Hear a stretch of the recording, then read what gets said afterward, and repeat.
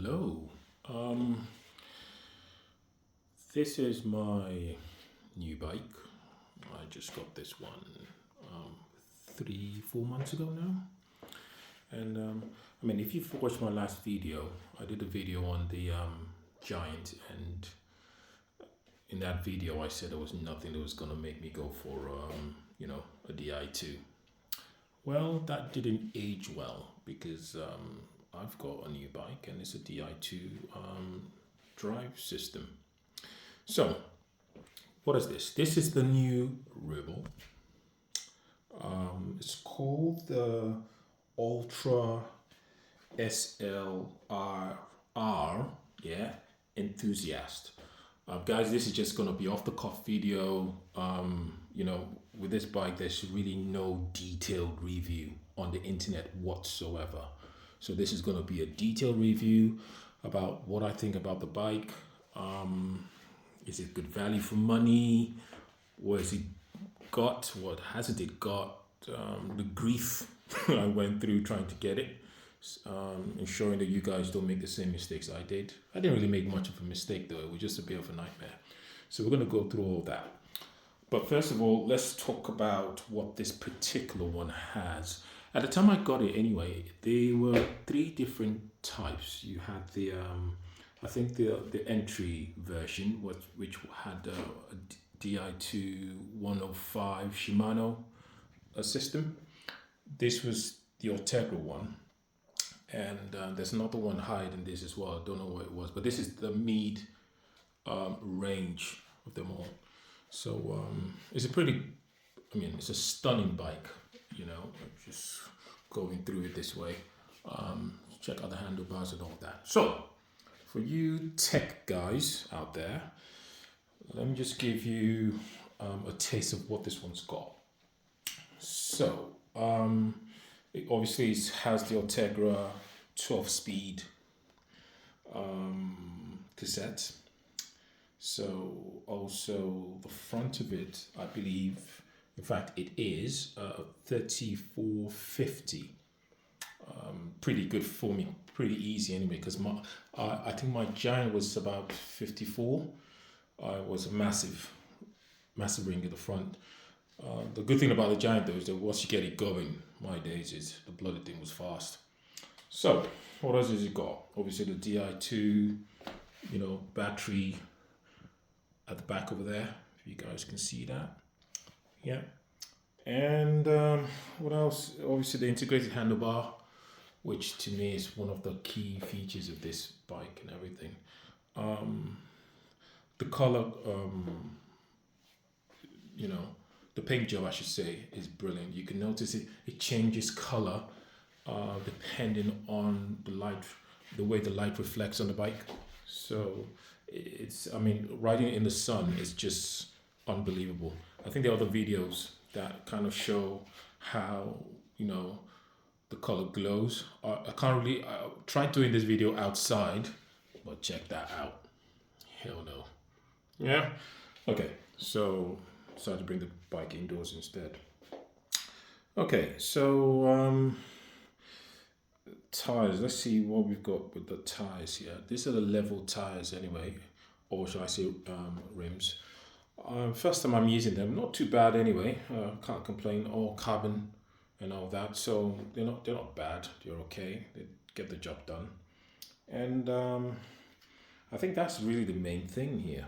Obviously, nothing much to say in terms of components or anything like that. But obviously, if you guys want to know more, if there's anything you think I've missed in terms of describing, the bike and everything, just let me know. That's the seat post I went for. The seat I went for, the saddle, I should say. Sorry, I went for, which is the Select Italia. I have to say, this thing is amazing.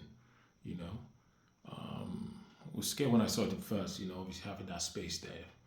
You're worried if your man bits will be dangling in there, but that's not the case. It works perfectly well. So I'm quite comfortable, I should add.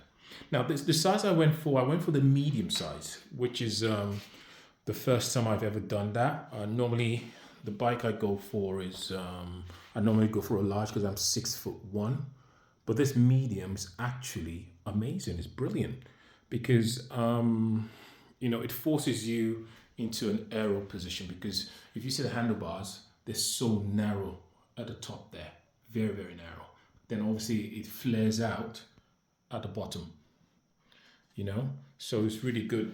And I think I'm going to start there and just going off the cuff on some of the features it has. So obviously, like I said, the handlebars are really quite thin, and obviously flares out over there. It doesn't come with a handlebar tape. Instead, it's got this kind of texture, almost like gripping on sandpaper, if you like. Very, very comfortable. And if you ride it in the wet as well, the grip even gets better and really comfortable. There's a way the way the handlebars actually shaped. It just allows your hand like go in nicely for a nice firm grip. So I have to say some very, very brilliant engineering over there. What else again with the handlebar? It comes with this this stuff here. I don't know what it is though, but apparently what it does is it kind of filters the wind, because you're the most non-aerodynamic thing on the bike, So what it does is that the air kind of hits there, as you're riding, and just kind of shuffles down that way, Don't know what, how they work that out. But in terms of looks, it does look really good. Can't really complain about that. Okay, now, obviously you've got the same thing with the seat post as well. So it's got this sand-like thing, like a sandpaper kind of feel there on the seat post. The numbers are really clear. So like my other bike wasn't that clear really, but this is really good. So when you take the seat post out, you already know. When you want to replace it, it's quite easy. And also I'm traveling very soon, hence why I got that. That's a new travel case. I just got it in yesterday, and I have to say it is amazing for 150 quid. It's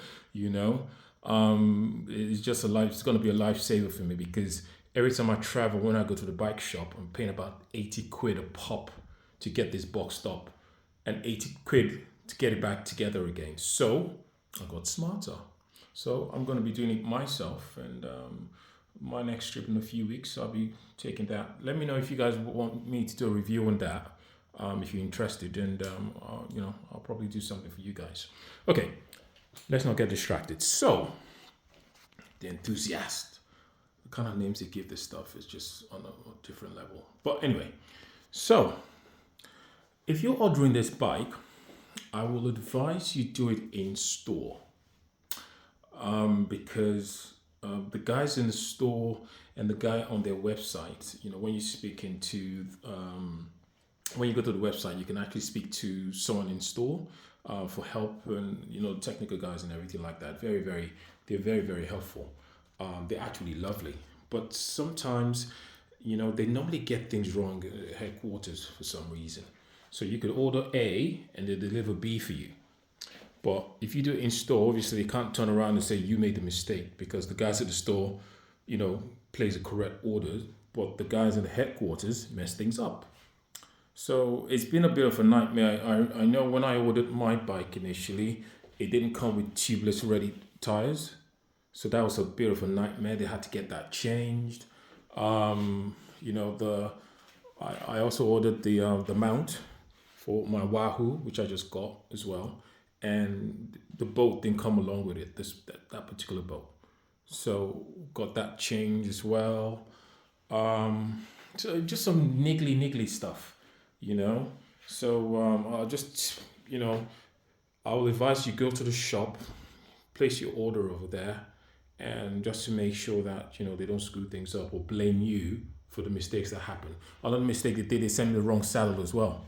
So the saddle they sent me was a really rubbish one, So when I told them that wasn't the saddle I ordered, they changed it for me, And it depends on who you speak to in customer services. Sometimes you get someone that's got like an attitude problem.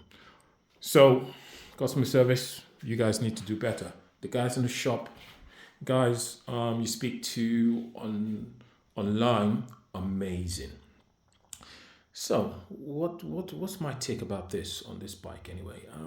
It comes around, maybe I think the prices have gone up now, but the time I got this one, it was I got it for just over 5 grand.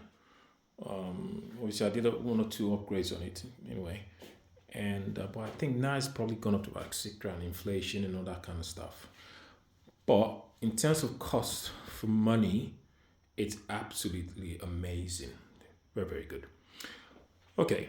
Another thing I also noticed with the obviously change of Di2, I think I'm enjoying it because in terms of gear shifting, it's really, really amazing. Very, very, so easy. It's just a little tap and it's gone. You know, uh, Changing gears very, very nice.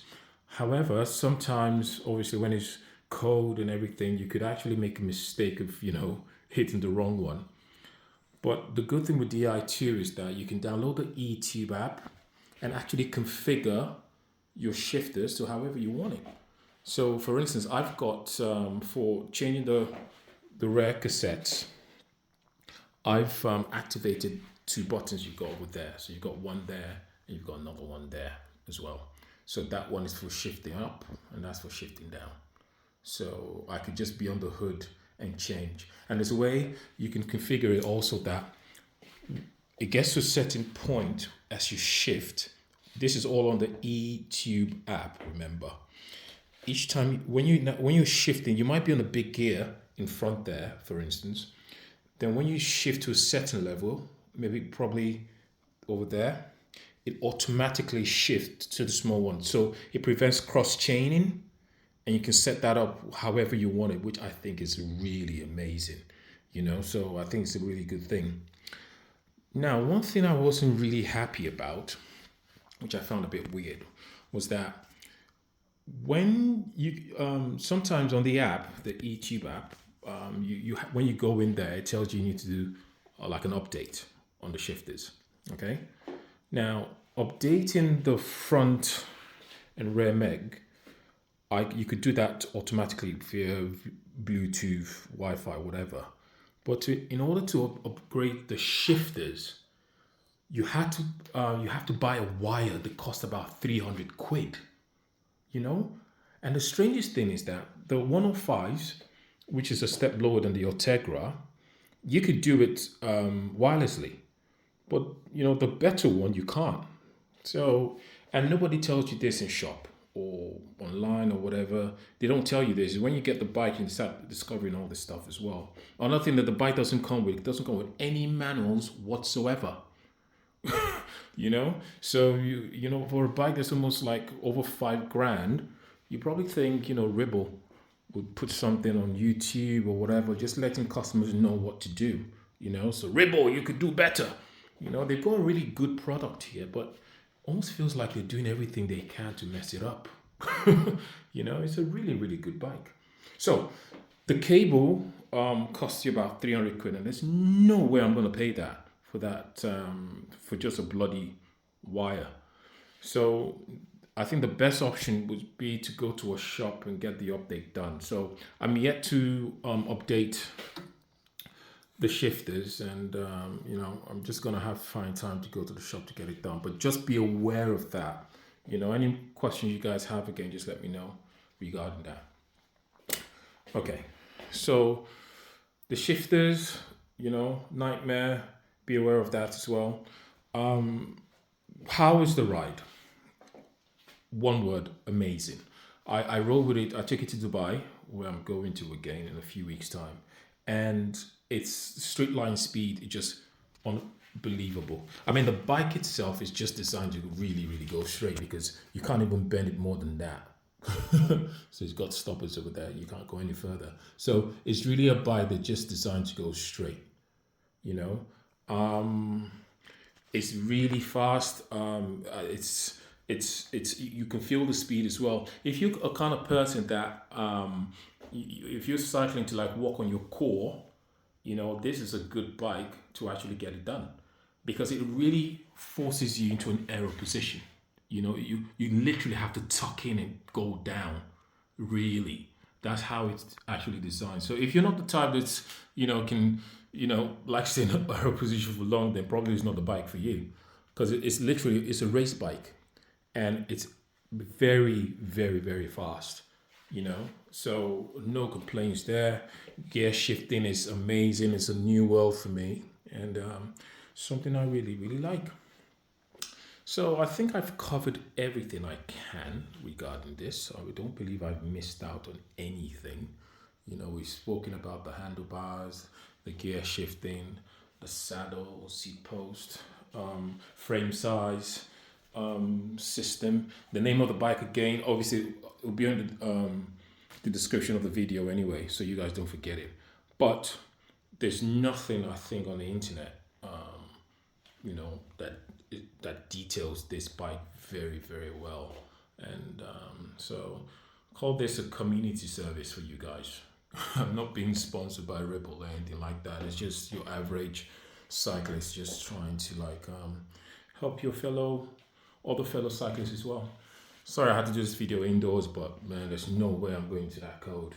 Hell no, it's not happening. So and that's the bike. So any questions, comments, whatever, just let me know.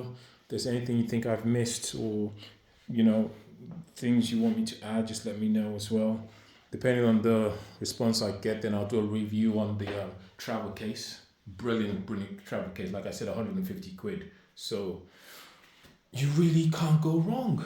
And it's that's it. Oh, one more thing though. In terms of I find that the battery for the Di2, it lasts really, really long. I know I've charged it a few times just because I was working on something, but battery wise, it looks brilliant. No problem whatsoever. Okay, take care, guys, and remember, always ride with a helmet. It saves lives. Bye.